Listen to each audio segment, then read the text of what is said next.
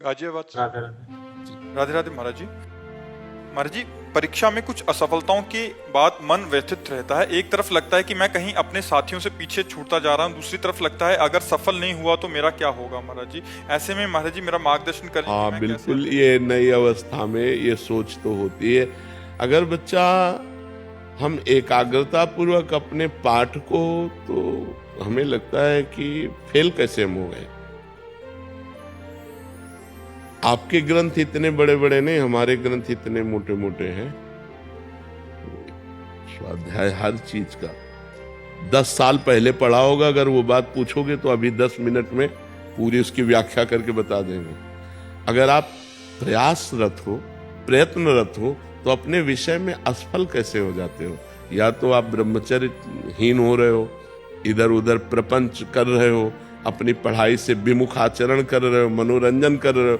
नहीं तो बच्चा, अपने चैप्टर को हमें 1 साल दिया जाता है, 1 वर्ष दिया जाता है अपने चैप्टर को कंठस्थ करने के लिए, पुष्ट करने के लिए। कितनी पढ़ाई होगी। बिल्कुल, मतलब जिस विषय में लगो उस विषय में एकदम। तो हम कह रहे हैं तुम्हारा जो चैप्टर है हम उसे कंठस्थ कर सकते हैं। तो हम इतने कमजोर क्यों हैं कि हम फेल हो जाते हैं। अगर ये हो कि भाई टीचर कोई पक्षपात करता है तो बात अलग है, नहीं तो हम फेल क्यों हो जाते हैं। कहीं ना कहीं हम गलत हैं। हम अपनी गलती को सुधारें। और असफलता मिलना सफलता का एक प्रतीक है कि हमें और जोश आना चाहिए। आप जीवन में कभी असफल नहीं होंगे। रात दिन पढ़ाई करो, ब्रह्मचर्य से रहो, भगवान का नाम जप करो, माता पिता की आराधना करो। कौन सी उन्नति जो तुम्हारे चरणन चूम ले, कौन सी उन्नति जो चरणन चूम ले। इसलिए हमें तो लगता है कि हम अपने धर्म ग्रंथों को ऐसे याद किए हैं जैसे काका गागा नहीं याद किया जाता, ऐसे याद।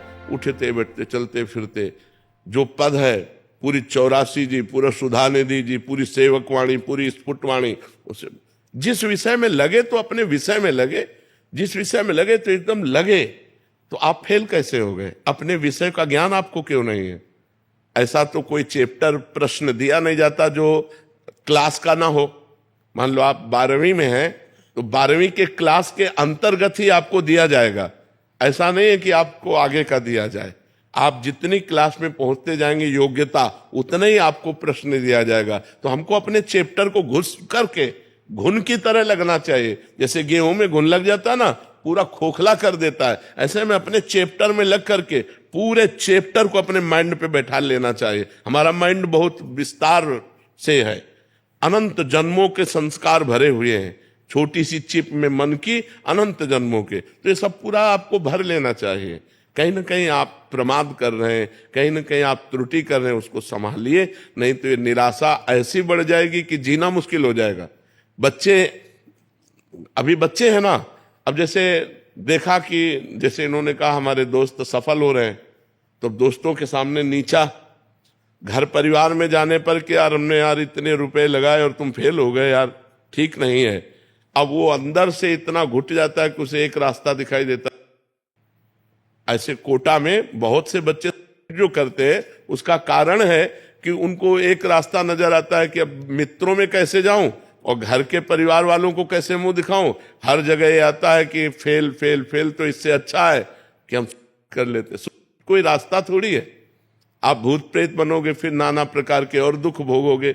हमें चाहिए कि हम अपनी गलतियों का सुधार करें। मोबाइल में रील देखने में समय बर्बाद ना करें, गेम देखने में बर्बाद ना करें, गर्लफ्रेंड बॉयफ्रेंड वाली झंझट में ना पड़े, इस प्रपंच में ना फंसे। अगर आप सही से चलो और ब्रह्मचर्य धारण करो, तो ब्रह्मचर्य में इतनी सामर्थ्य है कि सब कुछ याद हो सकता है। बच्चा सब कुछ याद हो सकता है। तो आप निराश मत हो, संयम में चलो और आगे उन्नति को प्राप्त हो। ऐसा नहीं कि बराबर अवनति हार ही हाथ लगेगी, ऐसा नहीं है। आप प्रयासरत रहो। ठीक है।